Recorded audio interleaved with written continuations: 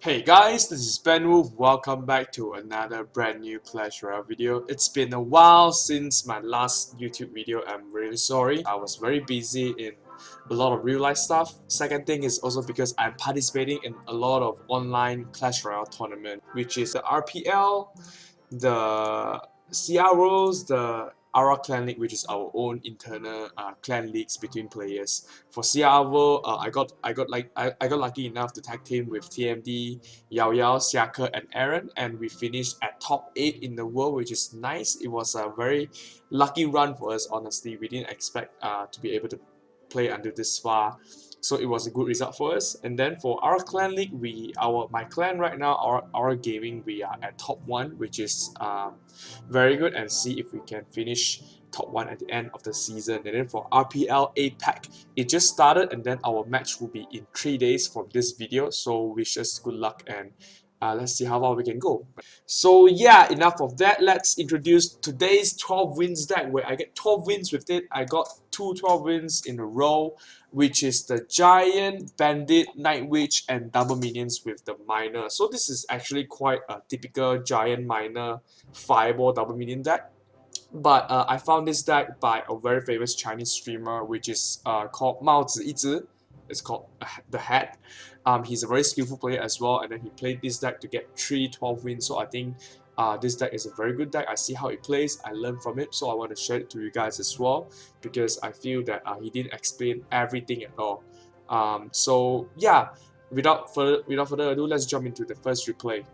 Alright, first game was this moves Zach from Casino Band. He's playing a 3 Musketeer deck. For this deck, the best starting hand you can have is the Bandit, and you want to place it at the bridge to see what kind of cards they are using. But right here, I think I just go for a huge risk with the Miner and Minions combo. I place a Poison, which is good because the Poison gives us a lot of value on the Goblin Gang and the Elixir Collector.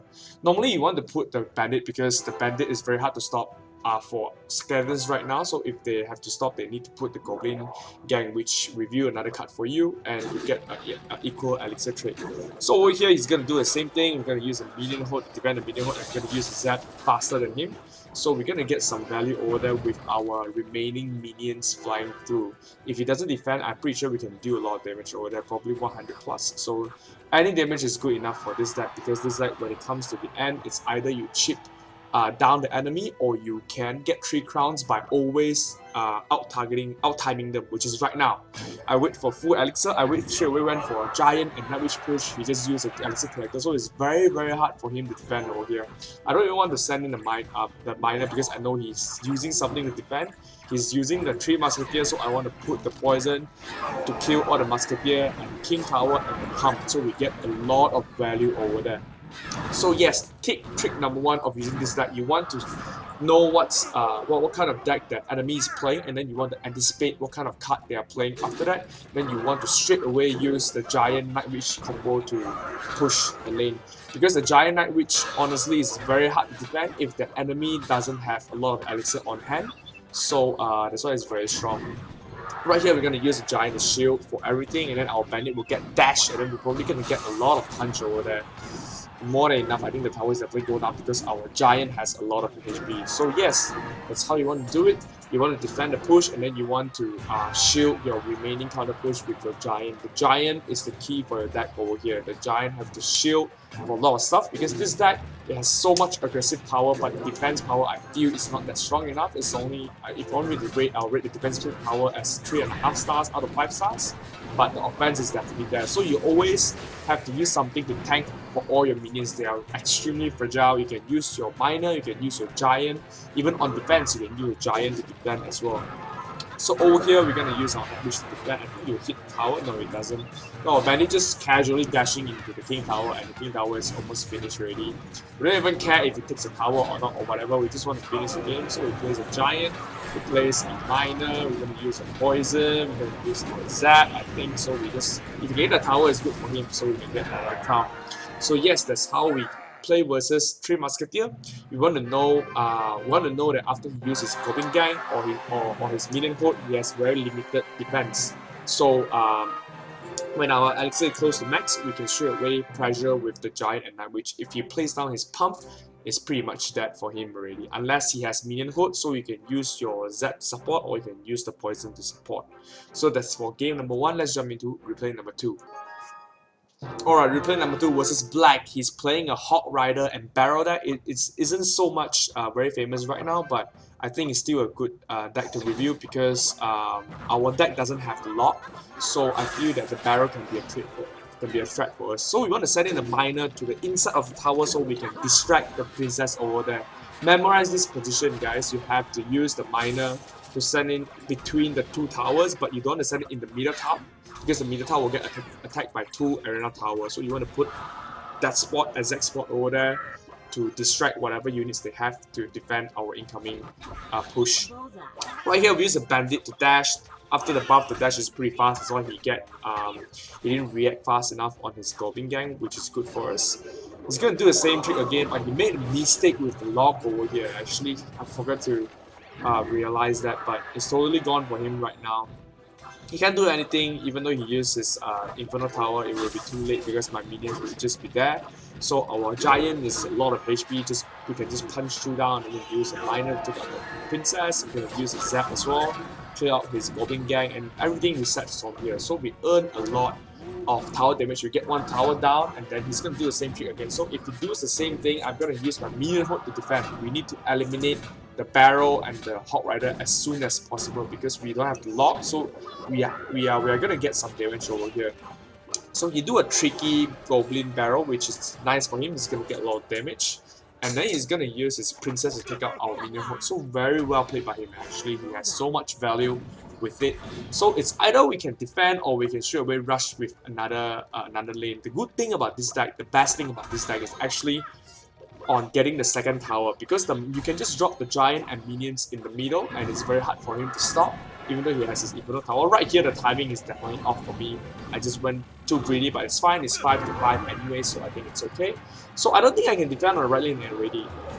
Even though I use a Night Witch or I use anything else, he's still gonna do a lot of damage to the tower, so I'm just gonna ignore it and gonna wait for him to do something. So I use a minion hood to defend. He's gonna use his Princess and Zed to defend. I'm gonna use my miner to distract him, anticipating his Princess, but he didn't put it, but that's fine.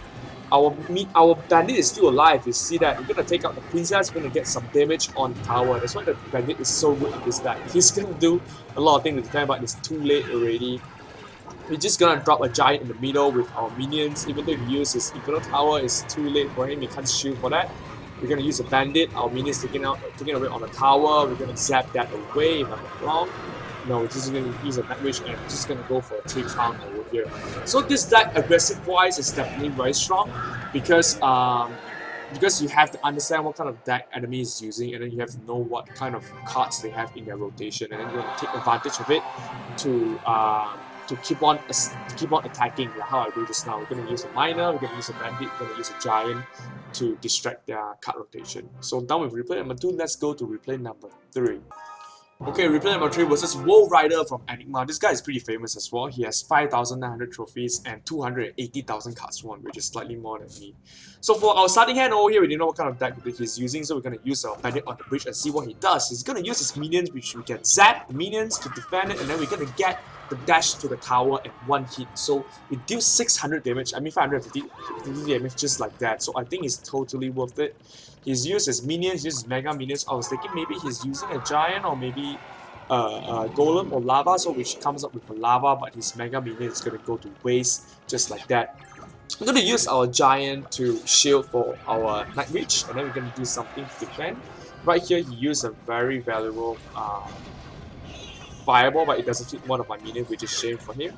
Our minions and bats can take care of the Lava Hound, so I think it's fine. We're gonna dash and kill. Our bandit should dash to the tower as well, which gives us huge value on there. So right here, we wait for the elixir, and then he dropped his Mega Minion, which is shame for him. If he doesn't drop a Mega Minion, he can use his Zap to take out everything over there, but he's using a Zap anyway, so he's gonna get 1 swipe, 2 swipe, I think 3 swipe over there, which is a lot of damage for him as well. But that's fine. So now, Versus the Lava Hound, the same thing. I'm gonna pause here just for a while, alright? So I know that he's using a Lava Hound with a Mega Minion and stuff like that, but I didn't know that whether he has a balloon or not. But I know most of the time you're playing against a Lava Hound deck or a Graveyard deck is the same. Once they attack already, they have to defend.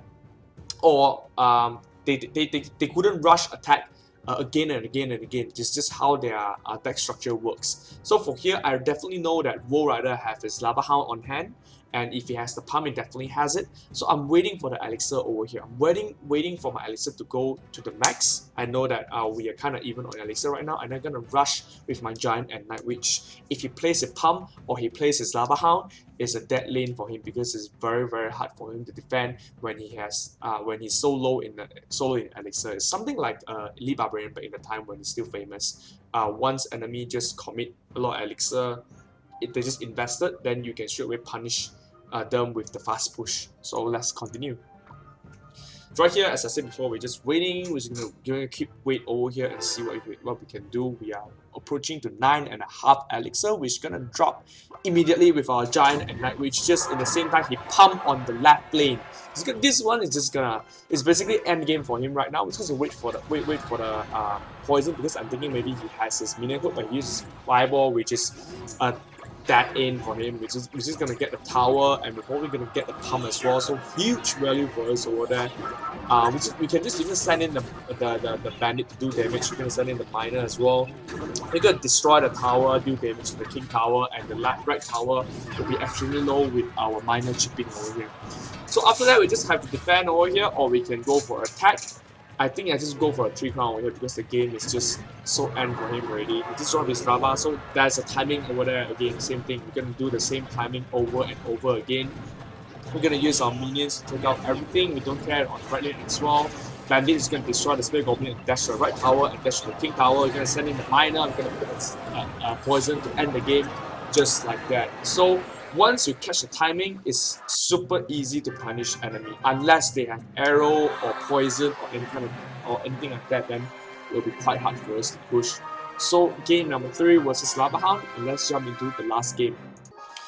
Alright, last game versus a Chinese guy. He's using a P.E.K.K.A deck. I want to show you guys of a Giant versus a P.E.K.K.A.